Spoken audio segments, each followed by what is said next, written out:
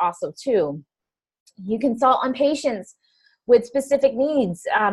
Like I was saying, like gastrointestinal with celiac or Crohn's or diabetes or heart disease or cystic fibrosis for kids, diabetes for kids. There's so many different things you can be, cancer patients that you work for with patients. And so, excuse me. I'm sorry about that. So you could just work even like oral intake. It's a lot of times you see the elderly population, they're just not eating. And what is it? Is it because they're lonely and they need they need that extra because they have no desire to make food for themselves? So what can we do? Well, we can't necessarily go into the house and eat with them, but we can work with a family. We can see about getting them kind of set up with maybe like a social worker or case management to try to get him or her set up with more social activities or more plans so that they do feel like I'll make a meal because I have friends coming over or whatever it happens to be. Cancer patients are another thing you see a lot with oral intake, just because they're going through therapy and they're not doing great and they're losing weight, and you want to stop that as much as possible. Again, the medical nutrition interventions, that is going to be like the tube feeding, the parenteral nutrition. Oral supplements is another one too, like Ensure or Boost, any of those kind of things that are trying to help increase calorie and proteins for patients. Changing diets.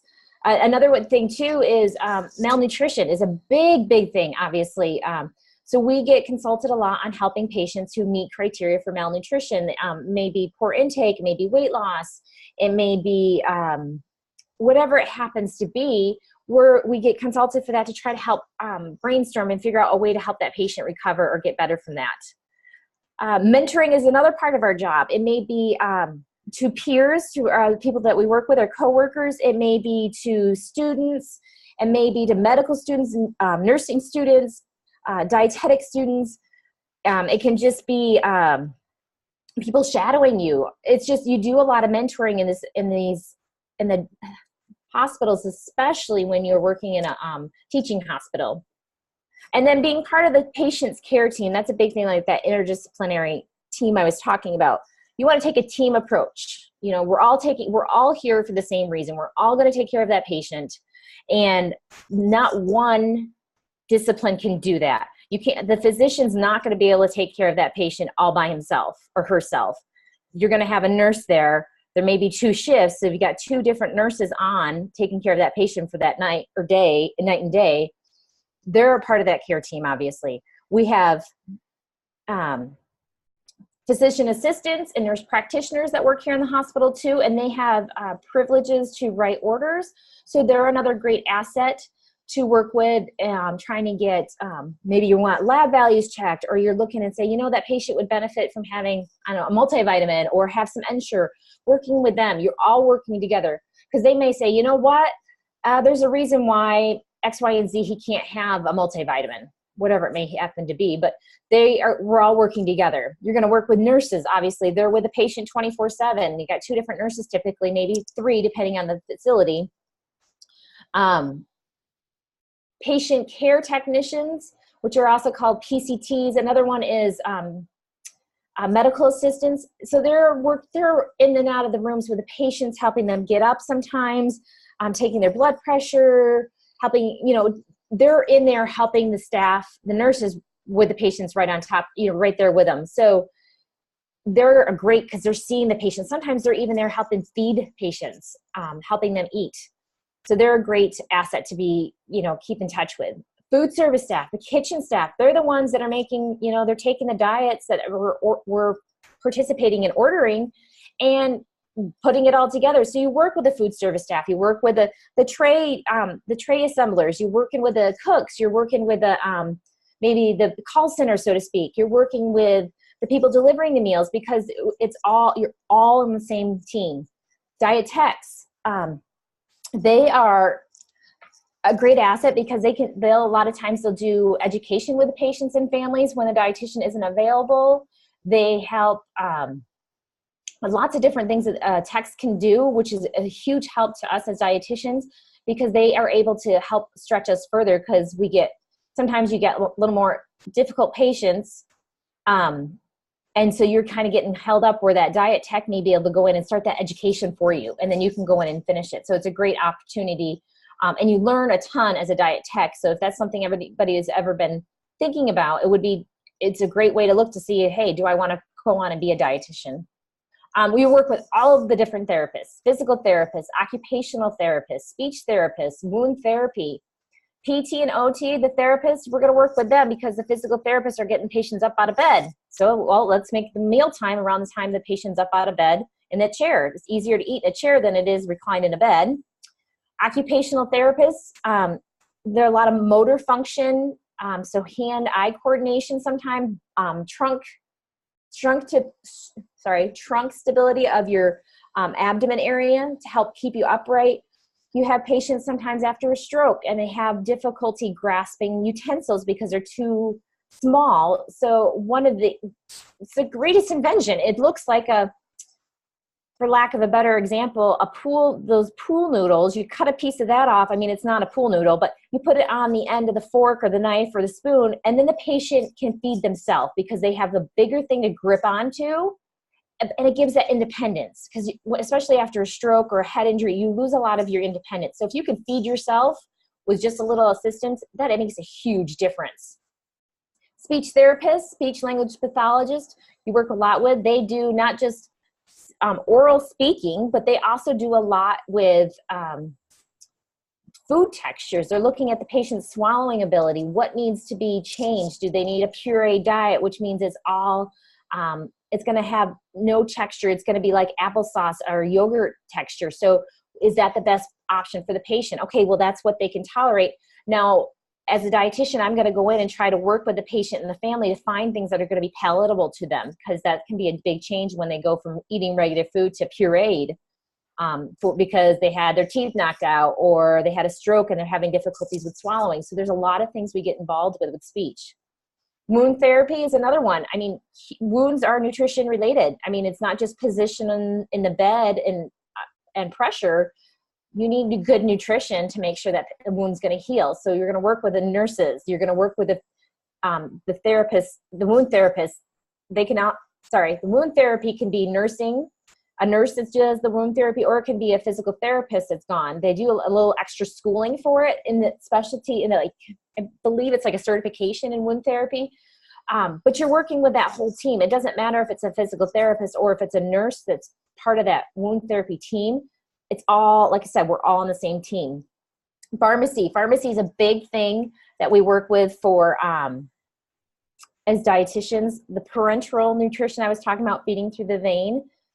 Pharmacy, in my experience, the patients and you do much better as a clinician if you work side by side with the pharmacist, because they're helping you with the electrolyte part of that parenteral nutrition, and I'm working on what's called the macronutrients, like the carbohydrate, the fat, and the protein in that formulation. The other thing too is they're great with meds. Obviously, that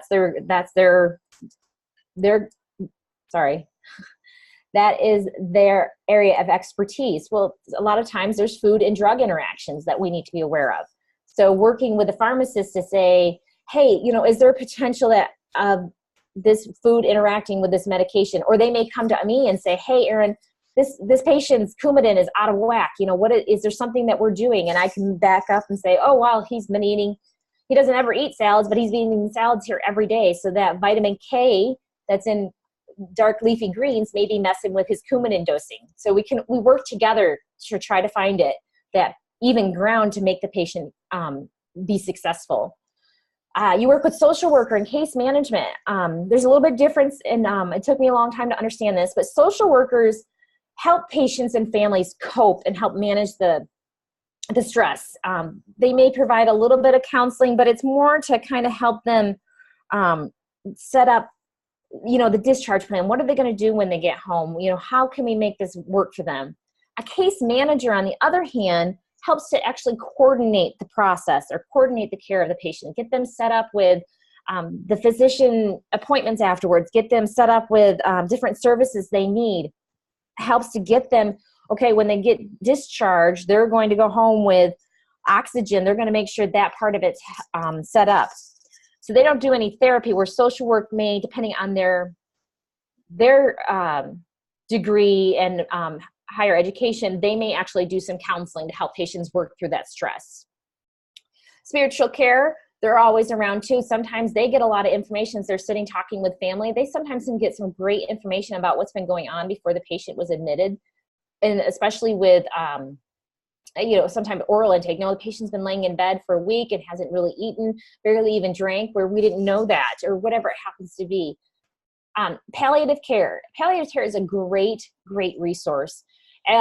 When patients and family hear palliative care, they think, oh my gosh, I am at the end of my life, and that's what this is.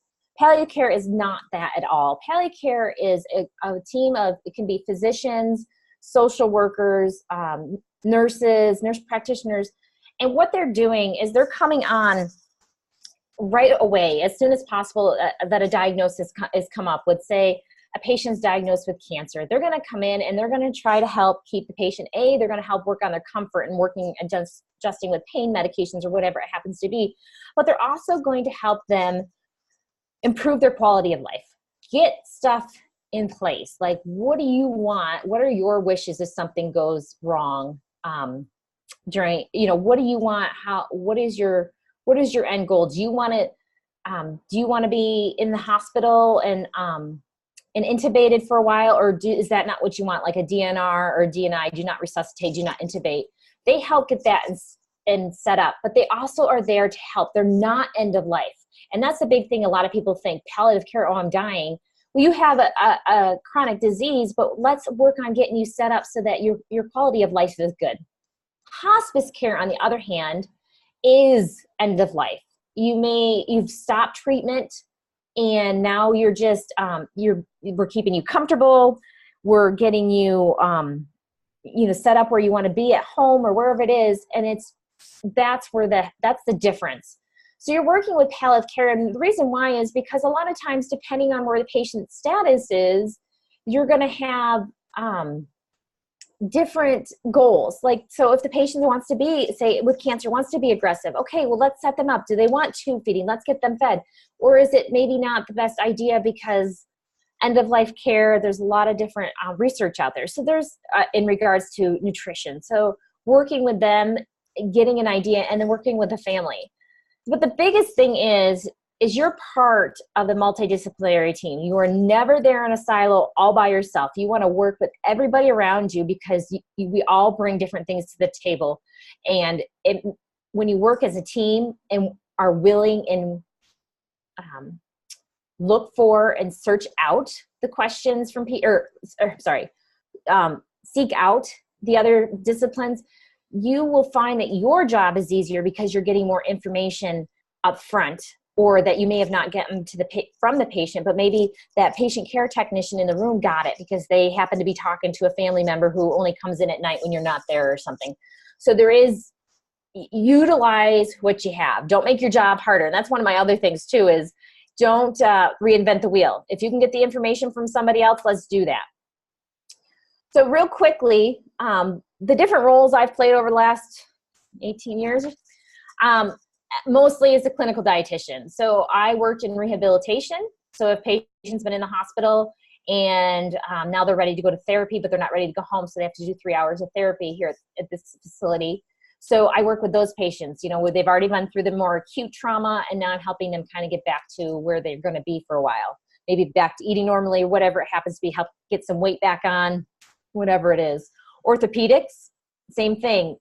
Broken leg, what can I do to help them out? I've also done pediatrics, pediatric intensive care unit, neonatal intensive care unit. What those are, obviously, are kids in different stages. It could be they're there for, say, they're sick with the flu, or we've got patients that come in after an accident. So they're in the PICU, which is the intensive care unit for pediatrics. The neonatal intensive care unit is for babies that are born too soon. So working with them to make sure the same thing across the board is you're making sure they're getting adequate nutrition to heal and grow appropriately. I've worked with ICU patients, which is adult intensive care unit, coronary care units, which is a lot of cardiac patients, PCU, which is like a progressive care unit, which typically, depending on the facility, is a step-down unit, which means they're not ICU level care anymore, but they need a little bit higher care than, like, say, a general medical floor. So the nursing ratios, which means that they may have 4 patients to 1 nurse versus 6 to 1 on a medical floor where the patient's a little more stable. But most of my experience has been with critical care, adult critical care. I've been the ICU dietitian. I was there in the units for almost a decade working. And that's where like I said, clinical dietetics is my passion, and ICU, I just really enjoy it because you see such a difference in the patients and what you're doing right then and there, after say, like an abdominal surgery, what you're doing to help them heal and recover. I mean, it is a big thing. And then you happen to maybe hear, 3 weeks down the line from one of your coworkers that patient's on the medical floor and getting ready to go home, and they have done amazingly well and they're eating great. Where when I saw them, they had a lot of issues. The other thing too is it also piques my interest with the research and staying up on the current and latest best practices. That is just something I really enjoy. I like to stay up on it, so it gives me that outlook on things, because I can always say, okay, wait a minute. Like I was talking about earlier, pancreatitis. Well, this is what we've always done. Doesn't mean it's always right. So kind of helps. There's lots of things changing. So that kind of keeps me on my toes. And that's one thing about clinical dietetics. You never stop learning. I've worked food service within the hospital, and I'm going to age Amy and myself right now. Way back when, food service, whenever you had a recipe or you were trying to find out how many calories a patient ate, you had to do it all by hand, looking up each ingredient and then figuring out how much of that ingredient in that casserole that they ate, and coming up with the recipes and analyzing and doing it all by hand. Thankfully now that's not an option because it's all computerized and it's all, programs. But you do, that is one of the things. You're looking at a patient, like, what is that menu? The diet is a diabetic diet. What is going to fit those parameters? You do education with the food service staff. And anybody, a lot of times too, you'll do education with not just the staff, but the cooks. So you've got the staff that are on the line, and then you also have the cooks. And this is why we're doing this menu like this, or this recipe. I've also done home health care, where I've gone into the homes of patients, working with them to help them figure out ways to make eating easier. Is it just, okay, we just need to have things available that they can make in the microwave because they can't stand up because their lungs are so bad that they get so short of breath. I've also worked with them for tube feedings, again, to make sure that they're getting enough tube feeding to recover, make sure they're getting enough fluid through that feeding tube. Lots of different experiences. That was a real eye-opener to kind of give me that good insight to when I had the patients in the ICU, where people were coming from or ending up after they left the hospital. So it gave me a really cool background look at things. A good portion, another good chunk of the time I've been a dietitian, I worked with bariatric patients. So maybe bariatric surgery or overweight patients. I started out working inpatient after their surgery for bariatrics, maybe gastric bypass. I worked with them afterwards, trying to make sure that they understood how their diet was going to transition, to make sure they were getting what they needed. And then eventually I kind of moved into the outpatient role doing that. And so what I was doing was I was doing weight management for people who didn't necessarily meet criteria for the gastric bypass, but needed help with their diets to kind of make some changes, lifestyle changes. So I helped with that. I saw patients before surgery to make sure that they seemed to be appropriate in their nutrition history. Like so for instance, they had actually tried diets. They didn't have any issues. I wasn't concerned of we needed to address binge eating issues beforehand, or, okay, let's see if we can get away from drinking that 6-pack of soda. There was lots of different things preoperatively. And then once patients had surgery, I would see them and help them, again, move through that process of relearning how to eat, establishing good practices or good, lifestyle choices to make them successful. Other part of it too was I would see patients who had some kind of a gastric bypass or some kind of a bariatric surgery elsewhere, maybe in Mexico or down lower 48, and they were having problems. They were having malnutrition issues, or they were regaining their weight, or they couldn't keep weight on, and I would kind of work with them on that aspect of it. Part of the time I was doing this, I kind of transitioned, so I was pretty much doing bariatrics as an outpatient, and I was working in a surgeon's office.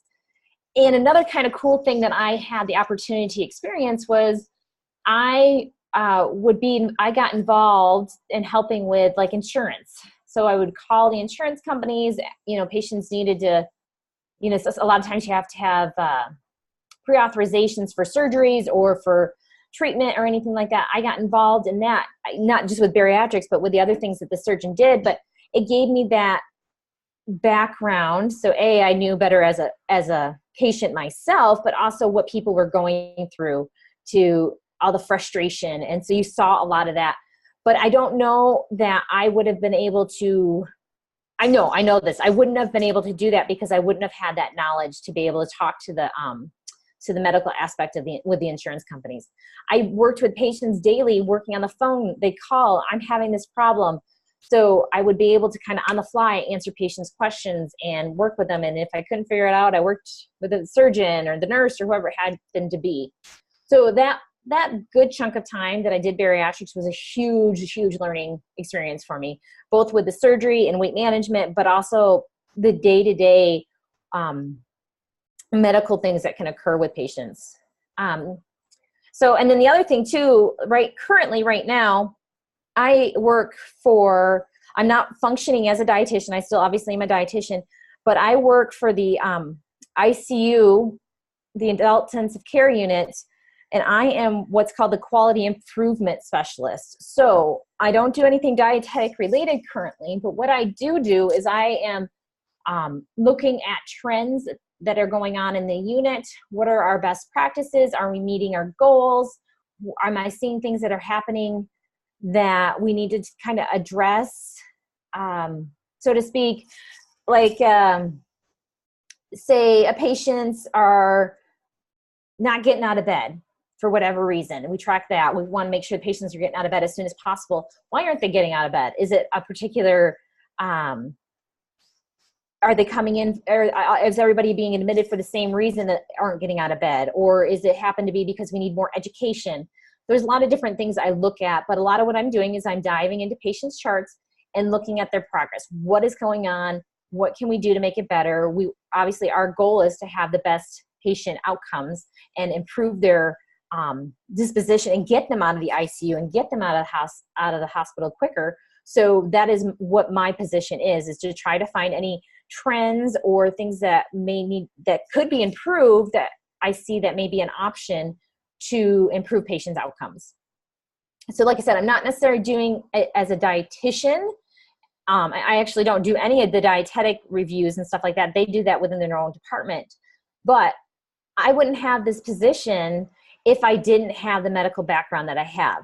So as what I always tell people that are thinking about dietetics or just looking at it, one of the things that you learn very quickly practicing in Alaska specifically is that, and this is probably true other places too, but I know in some of the bigger cities and bigger universities, you don't have this option, but you take any experience that's offered to you. Like when I was first coming out of school, like I said, I was doing rehabilitation and orthopedics. Well, another dietitian said, "Hey, Erin, why don't you come and I'll show you a little bit about pediatrics." I had no desire to learn about pediatrics, but you know what? I took that option or that opportunity because I grew my knowledge. I had the opportunity to do home health care. I took that option. I got that experience. So that's one thing you can learn so much in anything you do as long as you apply yourself.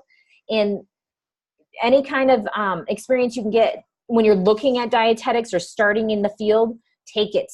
take it, because you never know where you're going to find your niche. Like I said, I had no desire to be in the hospital. My goal was to be a community dietitian, and I was going to do whatever. I don't even know what I thought I was going to do, but I had no desire to be inpatient. So here I am a lot of years later, and this is still where I want to be. So take the opportunities that are presented to you and run with them. They may not be your cup of tea, but you're going to learn from them. So, okay. Does anybody have any questions?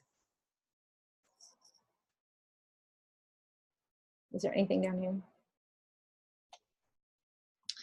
So Erin, one person wrote in the chat just that, where did you have all these jobs? Oh, I'm sorry. All here in Anchorage. So I have worked, I've worked at, can I say the hospitals? AIM? Okay. So I have worked at Providence. I've worked, Providence inpatient, Alaska Region, Providence Medical Center inpatient. I have worked at Alaska Regional Hospital. I've worked, and the other thing I forgot about, because I haven't done this in a while, is I actually did some consulting. So I did, I was the consultant dietitian for one of the long-term care facilities, and did that aspect of it. I forget about that. But that was cool because I got to see that place afterwards. So I've done consulting on my own, as my own business. I've, and then the surgeon's office I did. So, but in our community as dietitians is fairly small.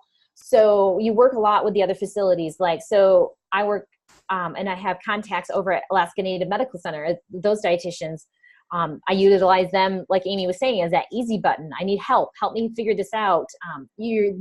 That community is if you got that camaraderie, that's a great option to have. So keep that open. But yeah, everything here in Anchorage, mostly. And Erin, did you ever work at Alaska Regional with Ricky Keene? You know, when I actually took over for Kendra, and Ricky was there, but Ricky was more PRN, so it just kind of worked as needed. I didn't do a lot, but I did work with her a bit. But that was back when she was just starting to get more into her and develop her sports nutrition company business that she was doing. She was already kind of doing it, but she was building it then. So that was way back when. So for all of you that have a really strong interest in sports nutrition, I wasn't able to get Ricky to come talk to us today, but one of the reasons why I just asked Erin that is I've been thinking about a lot of how to get you guys some exposure to sports nutrition. And I think, you know, the reality is that it's a pretty small, very specified field. But sports nutrition is all about the science. And Ricky, who is kind of our guru in sports nutrition and has really taken it on and been extremely successful in it, continued to work at Alaska Regional Hospital in the clinical field because she felt like it kept her skills up, and it really helped her in assessment skills and that kind of a thing with her sports nutrition practice. And so for those of you that are really still at the end of your program or still really wanting to dive into that area, think about the types of experience that you could get to elevate, you know, to make you as best prepared for that as possible. And so I guess I would say, I think clinical nutrition, even though it may not feel like a good fit with sports, and that aspect, it is very scientific, it's very clinical minded, and I think a lot of sports nutrition is that way. So don't throw it out of the realm altogether. Let's see, so they also want to know if you know Steve. Down in Soldotna, is that what you're talking about, Penn? Steve Loken, or Steve Lukin, I think is his name. Yep. Yeah, he actually was one of our interns. So I believe last I heard, he was down at Central Peninsula down in Kenai or Soldotna area, as working kind of inpatient, outpatient. So very cool. So she just said that she shadowed in there. Oh, there you go. Any other questions about other kinds of areas or? No? So one of the reasons why I picked Erin too is because I think what she highlighted there on the end about As you go through your program, you're going to find that we have community-oriented courses, we have clinical-minded courses, we have food service-minded courses, because the registration exam to be a registered dietitian still is very much those three components. But dietitians are found in lots of different areas. And really, even today, I was looking up things last night for one of the graduate courses that I'm teaching, and I found this woman who's in private practice and doing consulting with companies with nutrigenomics, and the stuff that she's doing is pretty amazing. I think that there's just so many different areas that you can dive into, and Erin's definitely participated in a lot of that. So Erin, can you see the chat? So Lindsay wanted to know if you have to get additional training for learning how to address NICU nutrition-wise. I would find it intimidating to be dealing with preterm babies. I agree. Yeah. I have never done it because of that. And that was, it is very intimidating because they're tiny, tiny, tiny, tiny. You can do certifications in pediatric and neonatal nutrition specifically.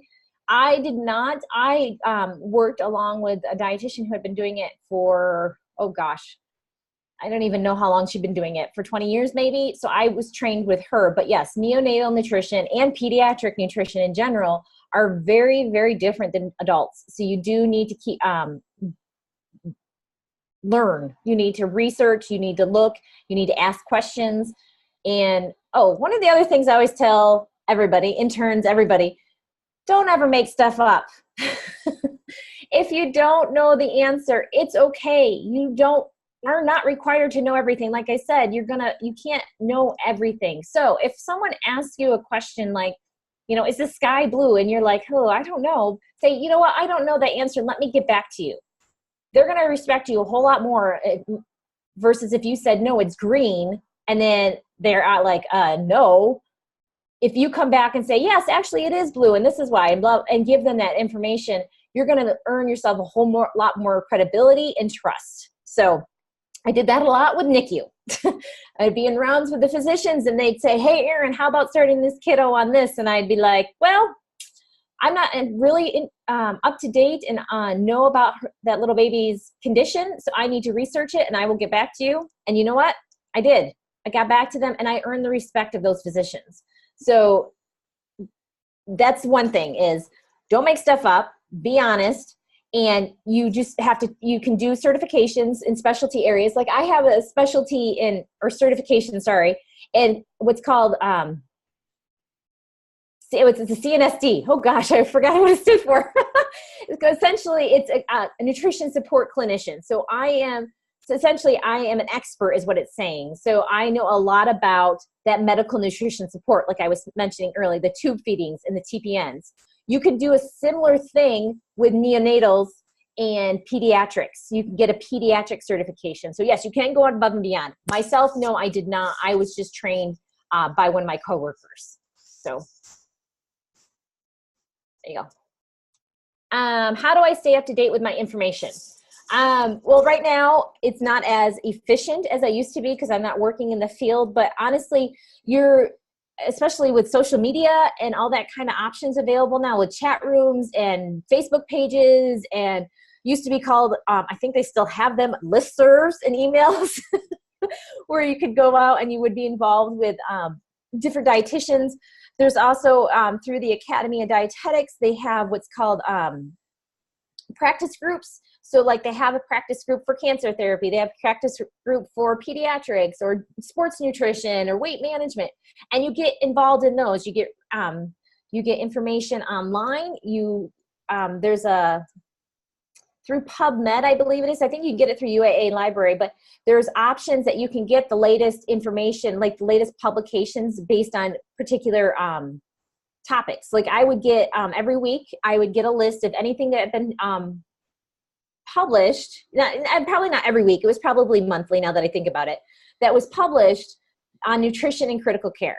So sometimes there was lots of it and sometimes there wasn't anything, but it kept me up to date so I could pull those articles and look at them, which is great through UAA because you can get them for free. So take that option if you have it and you're interested in learning.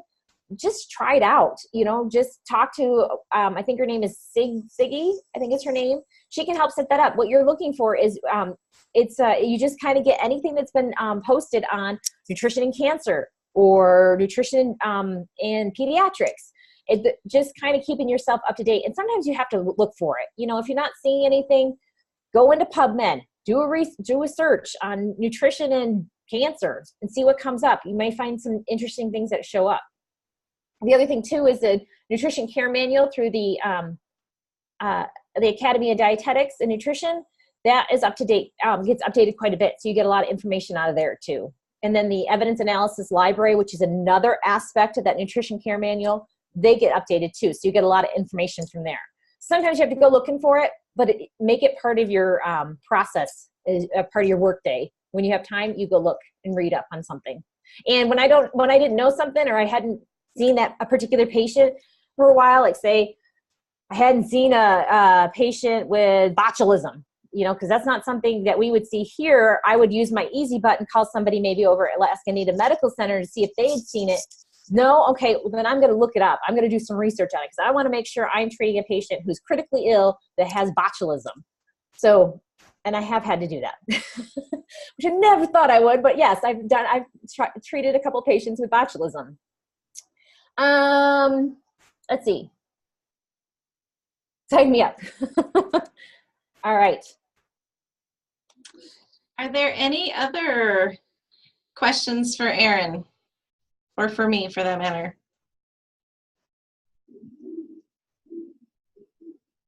So something that's kind of interesting. So I don't know if many of you know, but our office here is, I share a wall right here with the green room for the Wendy Williamson Auditorium. And I can hear a group of men and they're like chanting. So they're practicing for something. I just looked at Melissa. It's very distracting. It's kind of interesting though. Okay, so Erin, thank you for coming and joining us. I really appreciate it. And hopefully everybody found it helpful just to see a different face and to, you know, I think it can take 20 years to get the knowledge that she has, but I think it's good to, I don't know, there's just so many different areas that you can specialize in. And so sky's the limit. So thanks, Erin.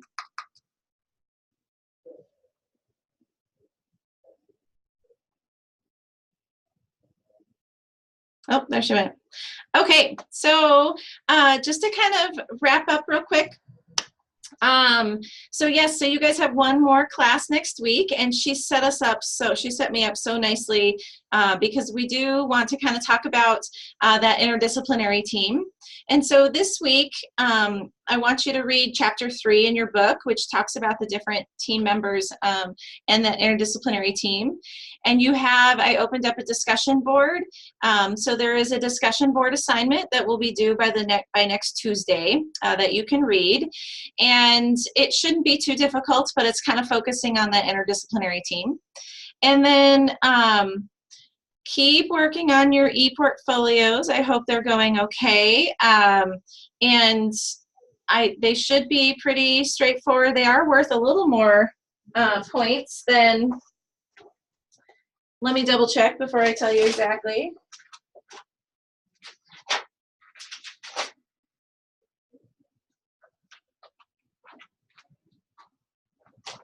You know what? I don't have the rest of the syllabus in front of me. Does anybody know offhand? I want to say there were 20 points.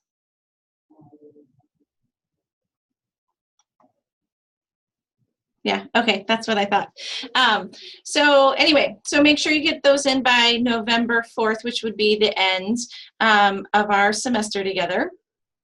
Let's see. The other discussion board. Oh, the other thing that I'm going to go through for class next week. So if you can please attend, I think it'll be helpful for you. I want to talk about the application process for our full major. And which is our DPD program. So those applications get submitted in February. And so I just want to kind of point you guys in the right direction if you are at this point ready for that, or where you, depending on where you are, or if that's something that you're still interested in doing. But I really want to make sure before you leave this class that you have a really good understanding of how to do that, what's required. As you get up into this level and you start doing these kind of applications, the deadlines are hard. There are no extensions. There's some of that kind of stuff going on. So I just want to make sure you guys are all prepared, since we will be wrapping up this class together. So anyway, sound good? For the 3 of you that I can see? All right, you guys, so have an awesome rest of the week. Hopefully it's not still raining outside. I think it is, but I just got a photo from my kids are in Boston, and with my husband, and they were in raincoats too, but they were standing outside of Fenway Park because the World Series starts tonight. So that was pretty cool. Kind of interesting. All right, you guys, have a great, oh yeah, Penn, do you want to just hang out, or can you ask me in front of the group? Okay, she'll just hang out. All right, you guys, have a great week and weekend.